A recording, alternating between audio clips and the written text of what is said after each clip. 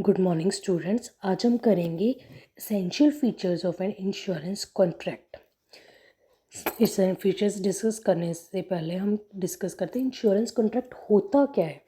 Insurance contract और is an agreement, या हम कह सकते हैं एग्रीमेंट है एक तरह का, या कॉन्ट्रैक्ट है whereby the insurer promises to pay benefit to the insured. यहाँ पे इंश्योरर हम इंश्योरेंस कंपनी को भी कह सकते हैं एंड इंश्योरर को भी कह सकते हैं। इंश्योरेंस कंपनी को ही रिप्रेजेंट कर रहा है इंश्योरर। और जो इंश्योर्ड होता है उस किसको कह सकते हैं, जो इंश्योरेंस पॉलिसी लेता है, या इंडिविजुअल हम जैसा कोई, वो क्या होता है इंश्योर्ड।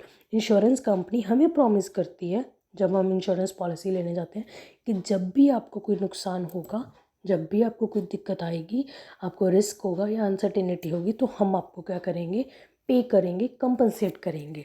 तो वो क्या कह रहा है कि बेनिफिट्स प्रॉमिस करता है कि pay benefits to the insured को बेनिफिट देगा, और on their behalf to a third party, या उसके बिहाफ पे थर्ड पार्टी को, if certain defined events occur, अगर किसी भी तरह का कोई अनसर्टन या कोई डिफाइंड से अकर हो रहा है, कोई सर्टन या डेफिनेट इवेंट अक्कर हो रहा है, तो वहाँ पे उसको क्या होगा, कंपनसेशन मिलेगी। कोई एक्सीडेंट के रिगार्डिंग हमने इंश्योरेंस कॉन्ट्रैक्ट ले लिया, इंश्योरेंस पॉलिसी ले ली, ठीक है, कोई हमारी हेल्थ के रिलेटेड होगी या कोई पर्सनल इंजरी की होगी, तो हर चीज़ के लिए वो क्या करेगा, हमें कंपनसेट करेगा।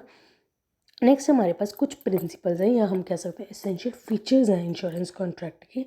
सबसे पहले है ऑटमोस्ट गुड फेथ, सेकेंड है इंश्योरेबल इंटरेस्ट, थर्ड है प्रॉक्सिमेट कॉज, फोर्थ है इंडेमनिटी, फिफ्थ है सब्रोगेशन, सिक्स्थ है कॉन्ट्रीब्यूशन, सेवन्थ है लॉस मिनिमाइजेशन।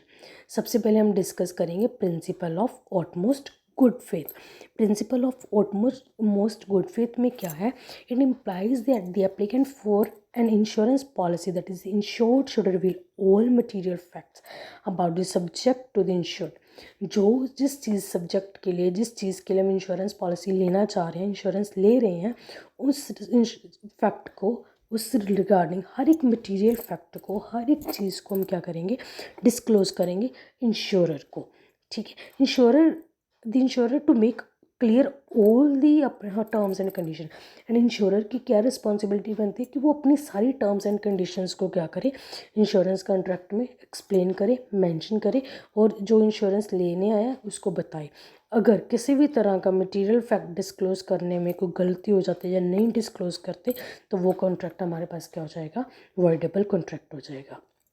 नेक्स्ट हमारे पास है इंश्योरेबल इंटरेस्ट। इंश्योरेबल इंटरेस्ट में क्या होता है कि इसमें अगर मैं किसी भी तरीके की पॉलिसी लेने जा रही हूँ, इंश्योरेंस पॉलिसी लेने जा रही हूँ, अगर हेल्थ के रिलेटेड लेने जा रही हूँ, तो उसमें मेरा इंश्योरेबल इंटरेस्ट होना चाहिए कि उसके लिए मेरा इंश्योरेंस लेना चाह रही हूँ या नहीं चाह रही हूँ, किसी के कहने पे तो नहीं है ना वो चीज़। उसमें क्या है कि according to this principle the insured must have an interest in the preservation of the subject. उस चीज़ में उसका इंटरेस्ट, उस सब्जेक्ट में उसका इंटरेस्ट होना चाहिए, सो दैट ही और she will not suffer financially in the happening of the event को। तो उसको किसी भी तरह की मिस हैपनिंग में अगर कोई इवेंट हो जाता है, तो उसमें किसी भी तरह का उसको लॉस फेस ना करना पड़े। नेक्स्ट हमारे पास है प्रॉक्सिमेट कॉज। प्रॉक्सिमेट कॉज में क्या होता है कि state that when the stated loss is the result of the two और मोर कॉजेज। हमेशा हमें पता है अगर लॉस अकर हो रहा है, अगर रिस्क हो रहा है, तो अगर अनसर्टेनिटी हो रही है, तो उसमें दो या दो से ज़्यादा फैक्टर्स या कॉजेज होंगे इंक्लूडेड। तो हम किस फैक्टर को, किस कॉज को सबसे ज़्यादा देखते हैं, जो कॉज हमारे पास, जो कॉज डायरेक्टली इफेक्ट कर रहा है, या जिसका ज़्यादा डोमिनेंट मोस्ट डोमिनेंट है, या जिसका ज़्यादा इफेक्ट है, जहाँ हम कह सकते हैं जो सबसे नियरेस्ट है, सबसे क्लोज है, उस कोज को हम क्या करेंगे, कंसीडर करेंगे कि of which the loss is the natural consequences. उसकी वजह से हमें क्या हो रहा है, लॉस हो रहा है, should be taken into consideration, consider करके चलेंगे। नेक्स्ट हमारे पास है इंडेमनिटी। इंडेमनिटी में क्या होता है, the insurer undertake to compensate the insured. Indemnity में हम क्या करते हैं, अगर किसी भी तरह का लॉस होता है, किसी भी तरह की रिस्क होता है, तो इंश्योरेंस कंपनी प्रॉमिस करती है इंश्योर्ड को कि वो उस लॉस में उसको क्या करेगी, कंपनसेट करेगी, इंडेमनीफाई करेगी। किसी भी तरह की उसकी प्रॉपर्टी को कोई डैमेज हो रहा है, या उसकी हेल्थ में कोई इशू, हेल्थ को कोई इशू हो रहा है, किसी भी तरह के से रिलेटेड अपने क्या है एक्सीडेंट का इशू है, कुछ भी है, तो उसमें वो उनको क्या करेगी, कंपनसेट करेगी इंश्योरेंस कंपनी। इसमें ये है कि जो प्रिंसिपल ऑफ इंडेमनिटी है वो कभी भी लाइफ इंश्योरेंस पे एप्लीकेबल नहीं है, क्योंकि कोई भी इंसान किसी ह्यूमन बीइंग की, कोई भी इंश्योरेंस कंपनी किसी ह्यूमन बीइंग की या किसी की लाइफ को कंपनसेट नहीं कर सकती। लाइफ इंश्योरेंस में indemnity, principle of indemnity work नहीं करता। लाइफ इंश्योरेंस में प्रिंसिपल ऑफ इंडेमनिटी कवर नहीं होता। नेक्स्ट हमारे पास है सब्रोगेशन। सब्रोगेशन में क्या होता है, it refers to the right of the insurer to stand in the place of the insured. जब हमने, अगर हमें कोई लॉस हुआ है, एग्जांपल लेके चलते हैं, XYZ पर्सन था, उसकी फर्म को आग लग गई, उसकी आग में उसकी काफ़ी सारी चीज़ें जल गई थी, ठीक है। उसमें क्या होगा कि जो इंश्योरेंस कंपनी होगी वो XYZ कंपनी को क्या करेगी, कंपनसेट कर देगी उसके लॉस के लिए, ठीक। अब जो लॉस, अब उसकी जगह पे लॉस अब किसका हो गया, इंश्योरेंस कंपनी का हो गया, वो उसकी जगह पे आ गई। अब होती है सब्रोगेशन। सब्रोगेशन में क्या होता है कि सारा क्लेम सेटल करने के बाद the right of, as the right of the insure in respect of recovery from an alternative sources involve. अगर कोई उसके पास अल्टरनेटिव सोर्स है तो वहाँ से वो रिकवर करेगा, नहीं तो इंश्योरेंस कंपनी उसको क्या करेगी, कंपनसेशन प्रोवाइड करेगी। This is because the insured should not be allowed to make any profit. उसको उस बिजनेस में जहाँ पे उसको नुकसान हुआ है, लॉस हुआ है, वहाँ से उसको किसी तरह का प्रॉफिट अर्न करने की कोई राइट नहीं है। उसको कोई प्रॉपर्टी अगर डैमेज हुई है उसको भी वो सेल नहीं कर सकता। नेक्स्ट हमारे पास है कंट्रीब्यूशन। कंट्रीब्यूशन में क्या है, states that if the loss arises and you have taken more than one insurance policy. अगर मुझे एक चीज़ के लिए मैंने एक से ज़्यादा इंश्योरेंस पॉलिसी ले रखी है तो उसमें क्या होगा कि लॉस मेरा क्या होगा, कंट्रीब्यूट हो जाएगा सभी में।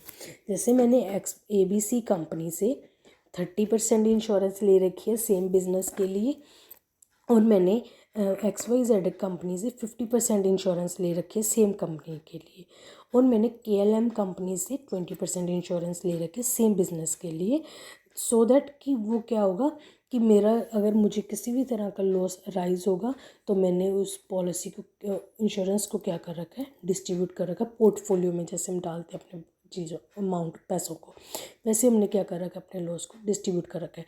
जब अब मुझे, जब भी कंपनसेशन, जब मुझे पैसे की ज़रूरत होगी, ठीक है, अगर कोई भी मुझे लॉस होगा तो मैं कहाँ से कवर करूँगी, एक पोर्शन में। जैसे यहाँ से 30% ले रखा था, XYZ कंपनी से 50% ले रखा था, LMN कंपनी से मैंने KLM कंपनी से मैंने 20% ले रखा था, वो उसी अकॉर्डिंग प्रपोर्शन में 3:5:2 उस प्रपोर्शन में मुझे वो क्या कर देंगे, कंपनसेट कर देंगे। 3:5:2 तो वो उस रेशो में मुझे, उस प्रपोर्शन में मुझे क्या कर देंगे, कंपनसेट कर देंगे जब भी मुझे लॉस फेस होगा। उसमें क्या होगा, कंट्रीब्यूशन होगी सबकी।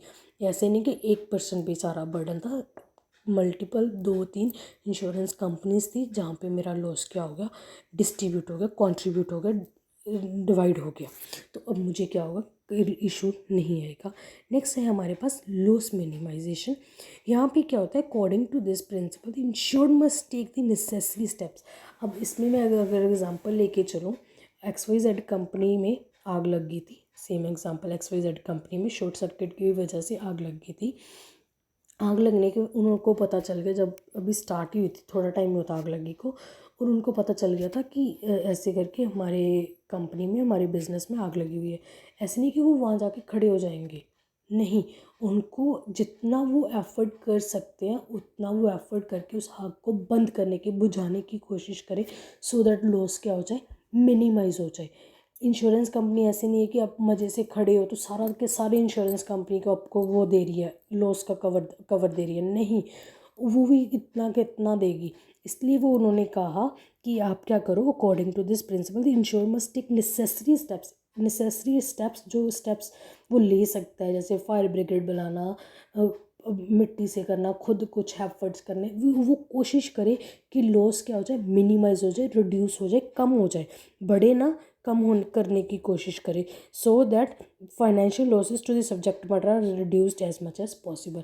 जो वो हमारा सब्जेक्ट मैटर का फाइनेंशियल लॉस है, पैसे का लॉस होगा हमारे सब्जेक्ट मैटर को, हमारे बिजनेस को, वो क्या हो जाए, रिड्यूस हो जाए। That's clear. Thank you.